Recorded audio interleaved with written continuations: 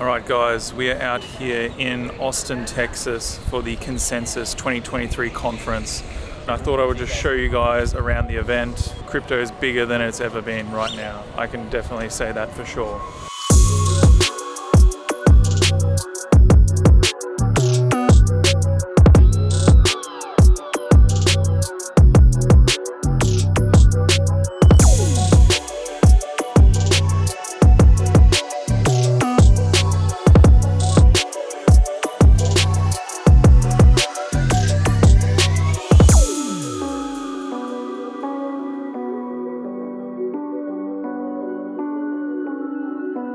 Hi everyone, my name is Bobby Lee. I'm the founder and CEO of Ballet. We now sell Bitcoin in physical cards for physical delivery anywhere in the US. And essentially, it's the same Ballet technology. Okay, in this case, this is a tenth of a Bitcoin. This is loaded with a tenth of a Bitcoin. It's used the same Ballet technology. And the idea is you order from bitcoin.ballet.com website and we'll ship it to you.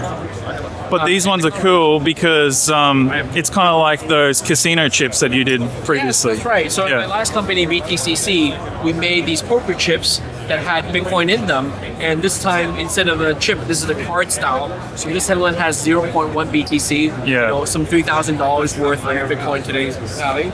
This would be 100th of a Bitcoin, 0.01 BTC. And this is 200th of a Bitcoin, 0.005 BTC. One of the things that people really enjoy about the casino chips, for example, is they're cool collectibles. Yes. And so these are also collectibles. Exactly. Physical form. You can collect it, you can give it to friends. A lot of people give these out as birthday gifts, wedding gifts. Mother's Day is coming up, Father's Day is coming up. So if your parents don't have any Bitcoin, this is a great way to introduce them to Bitcoin. Buy something here directly and give it to them for Mother's Day, Father's Day, whatever you want. And I actually got some of the casino chips like many years ago. Yeah, now they're worth a lot. I got it for free. Yeah. And I don't know how much it was worth at the time, maybe like $10. Yes. But then, it was worth like at least $1,000. And I sold it to some guy. And he's like, I want to give it to my kids. And it'll probably be worth a lot of time in the future. Exactly. Exactly. What color was the chip you used? It was the gold, yellow one. Okay, good. Anyway, guys, check out the new. What are you calling this one? These are the cards are pure series, pure series, Bitcoin. Right? Yep, and they come loaded. And I'll give you one of my business cards. My business card is also loaded with real Bitcoin. Wait. This one has about $3 worth of Bitcoin on it. Same Ballet technology. That's cool. This is a flexible plastic card, and then here you go. So today, $3 can buy you a beer, maybe. Yeah. And one day could buy you a steak dinner in Goulburn Valley. Awesome. Thanks very much. And you can also order these custom quantities at Ballet on cbc.ballet.com. So people can make their own business card. You can make their own. You can put their own name, your home address, whatever logo you want. Loaded with Bitcoin, Ethereum, Litecoin, stablecoin, any sort of token. You can even put NFTs on here. Wow. Okay. This is cool. There you go. Thanks very much. Whoa.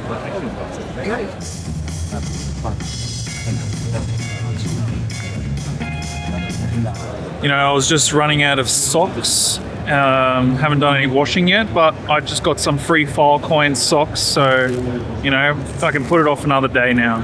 Dylan, what's your role at Neo News today? So you run a news website? Yeah, I write for a website called Neo News Today. We cover anything and everything that's happening in the Neo ecosystem. What was with the NFT ring that you had there before? Because I saw it, but I didn't get one. So this is a resin cast mold that has an NFC antenna inside of it. And this allows you to interact with physical NFC readers, but have a dynamic NFT get updated as you interact with it. So what we were doing here is we were distributing paper wallets that had a QR code on the inside of them, and then you would scan the QR code and a wallet would populate on a web page. So you wouldn't have to download a new wallet, you wouldn't have to use your existing MetaMask address, you wouldn't have to do any of that.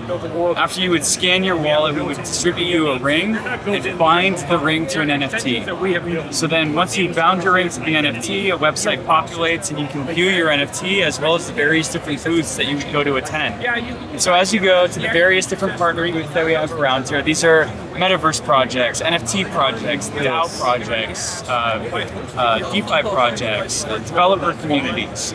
You would go to each of their booths and you would take your ring off and you would scan it on this NFC scanner right here. And then your NFT would actually update with a new image and a new attribute added to it with each booth that you scanned. Just in this area here, Yeah, just- because it's all Neo stuff. Correct. So like when you scanned flamingos, the lizard NFT we get to, the cute little lizard creature, would Yep. get like a flotation device that has a flamingo head added to the NFT. And so now you're interacting with the physical world, the digital world is being updated with dynamic NFTs. Is there anything else interesting going on here that you guys are doing? I think what was really cool about this booth is it just showcased the various different dApps that are building in the Neo ecosystem. And we're a long-running blockchain project, so to have since 2015, Yes. so to have these dApps that are here, they've survived, they're continuing to build through the bull, through the bear, through the multiple cycles. I think that that's really cool, and we're showcasing the projects that have been able to survive the most recent bear.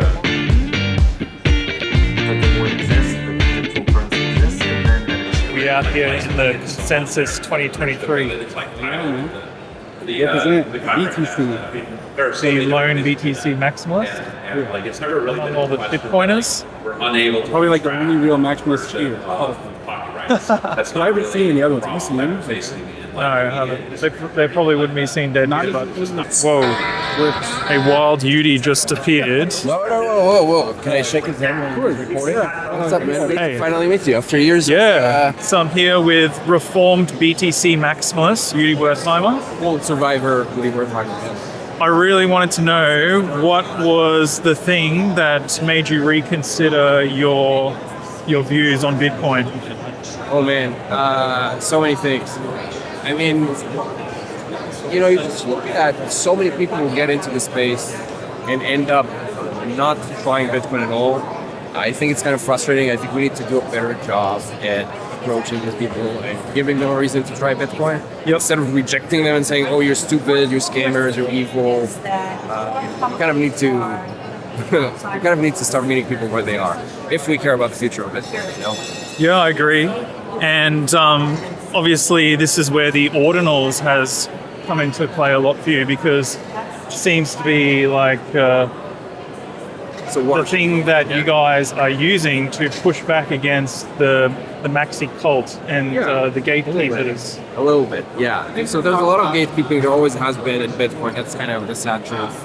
And accidentally, through the Taproot upgrade of 2021, they mistakenly enabled larger transactions that can include arbitrary data like JPEGs and you know, being used for encryption and orders. And that actually made this like very surprising change to the way that just Bitcoin activity looks like. So, you know, if you go on chain and look at the activity, it grew, you know, quite a lot since the order was appeared. Yeah, it exploded.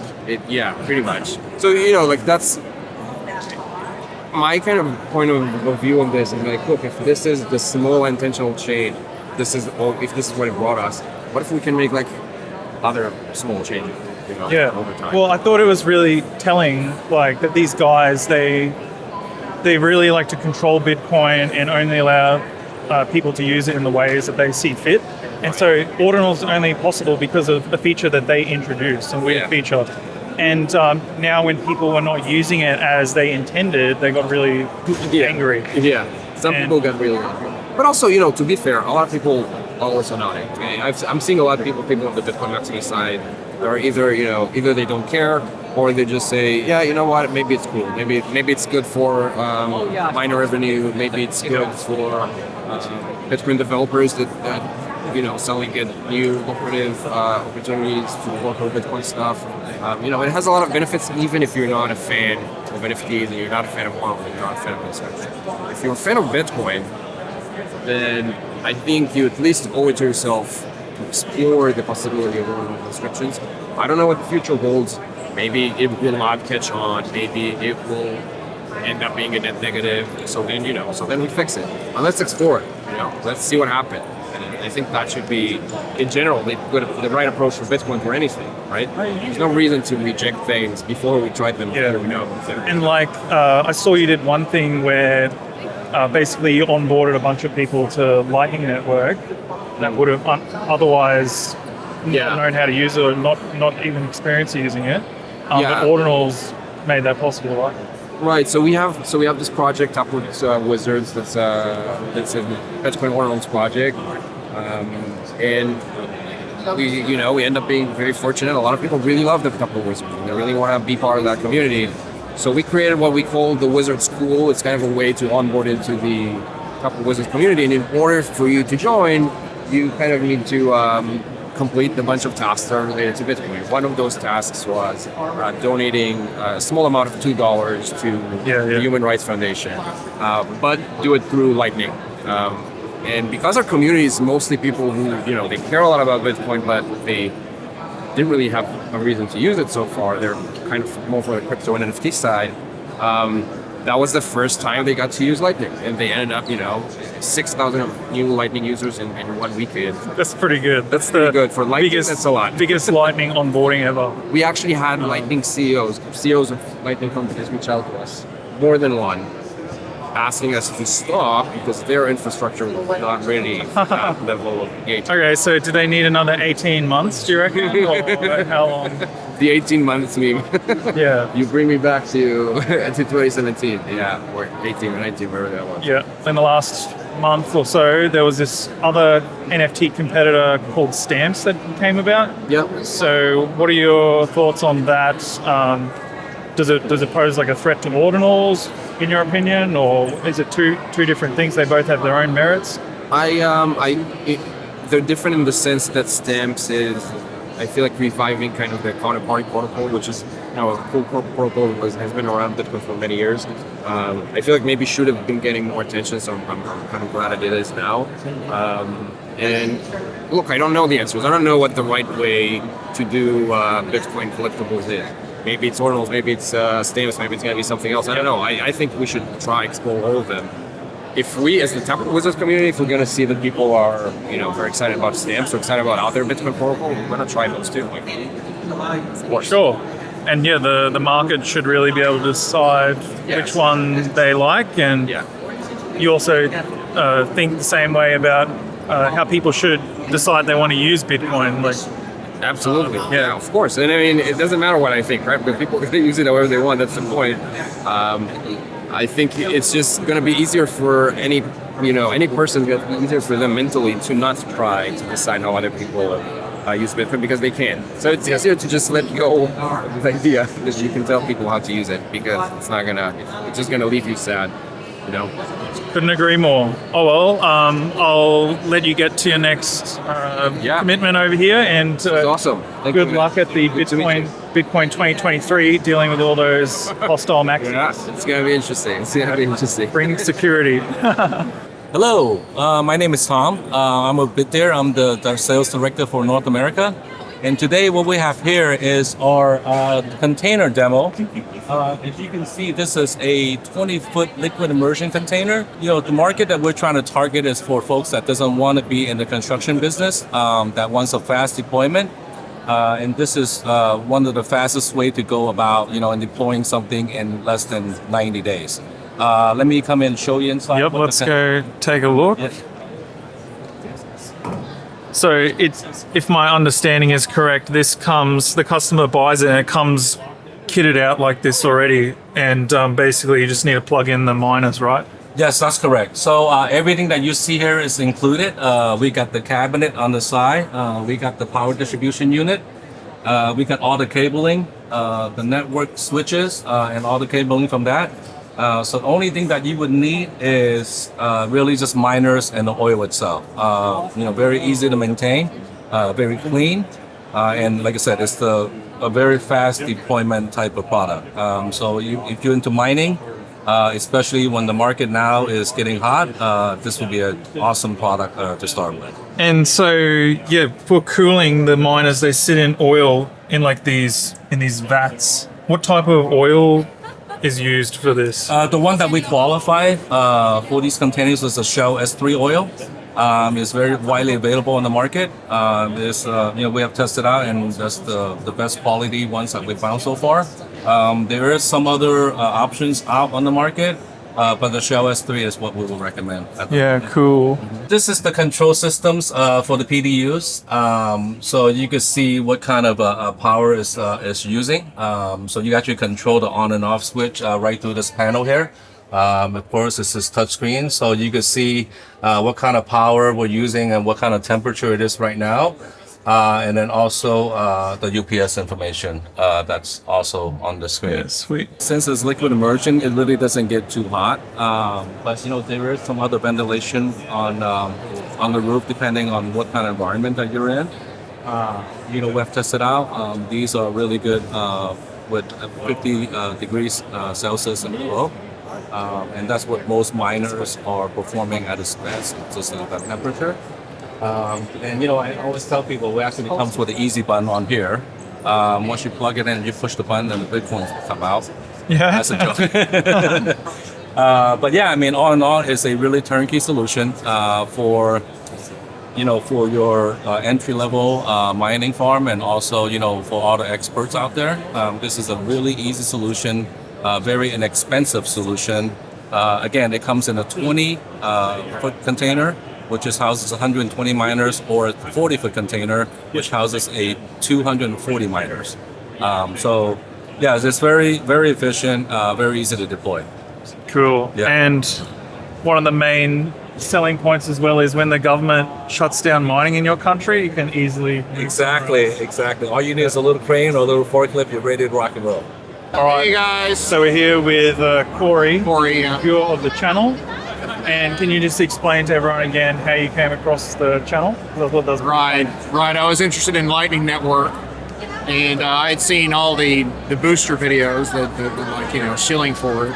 And I scroll down and I see why Lightning sucks. And I see his smiling face. I'm like, well, I gotta watch this and see what it's all about. And he made some awfully valid points.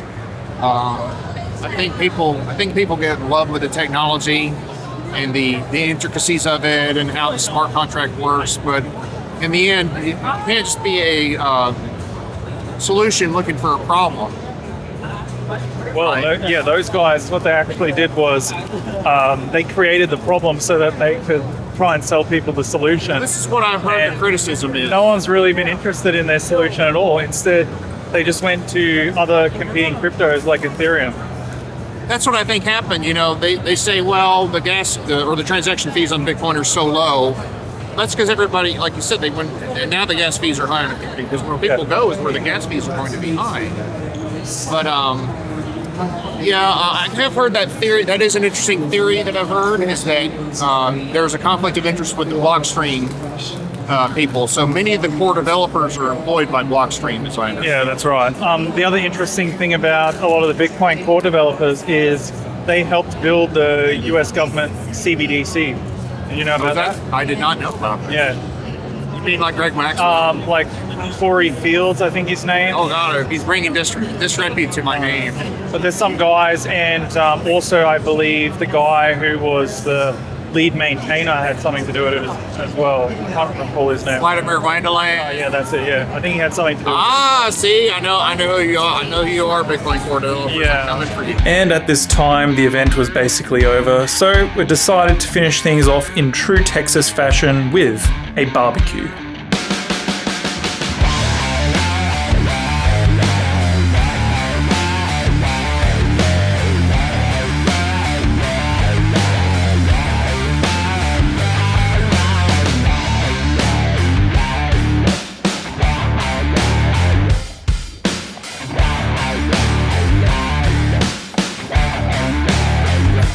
That was a bit of a feast. So now I'm going to kick on to the official CoinDesk Consensus Afterparty, and we'll see how that goes.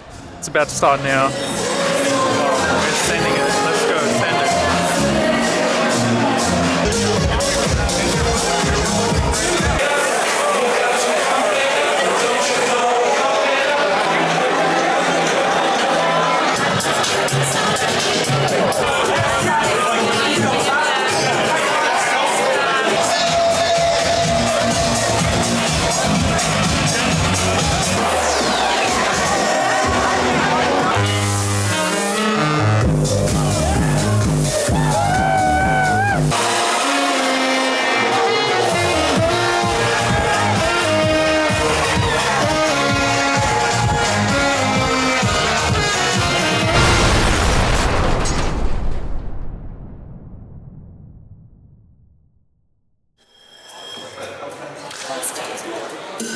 What are they doing? Espresso martini? No, Cosmo and a daiquiri. This is the debriefing after the Consensus 2023. Here with Lucas Cullen from Australia. Runs the Bitcoin Brisbane meetup, also from DLTX. So Lucas, how did you find Consensus, and what was your favorite takeaway or favorite thing that you experienced there? Yeah, Consensus 2023. Thought it was going to be a bit of a shill fest, but there's actually some good content there. Some of the main stage speakers were okay. We had Eric Snowden on, some other people. The FTX guys was quite interesting. I was talking about the FTX fallout. Yeah. It's quite interesting there, hearing the recap there, and he made some good points about FTX US and FTX Bahamas. Overall, the conference was pretty good. The networking events were very good. I got the best value out of that. They had a few stages there. One of the stages is what they call the protocol stage, which is a bit more around the developing and the protocols stuff. So they had Cosmos on there, which is really good. Interested in Cosmos protocol, I think it's pretty interesting. But the highlight for me was the Project Orbit, I think they call themselves, which is a full blockchain operating system, built from the ground up. Been going for about 10 years, they say.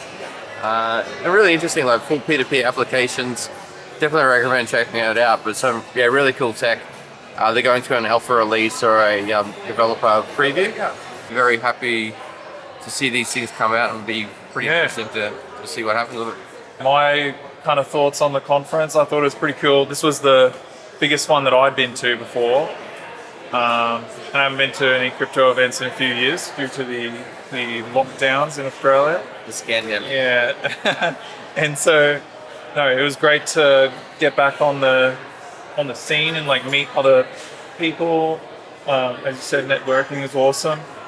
And you meet a lot of people that you know online from like Twitter or wherever. And the conference itself, they had like all of the usual names there, but you also find a lot of lesser known companies that you've never heard of before. So that's also the other interesting part for me, because you get to those. Yeah, I agree. There's a lot of interesting projects, and I never heard of it before. So, if nothing else, just to come away from this conference, seeing some of these other innovations, whatever happened from them, I don't know. But we hear about the Coinbase and some of the pedigree or top tier things, but there's some real innovation from the ground floor. So, looking forward. I'm really happy that I came along and saw some of those talks. So, getting updates from some real protocols and real projects is really valuable for me. I guess we'll probably end the video here because everything's finished. And Go Longhorns. yeah, peace out. Catch you in the next one. Like and subscribe.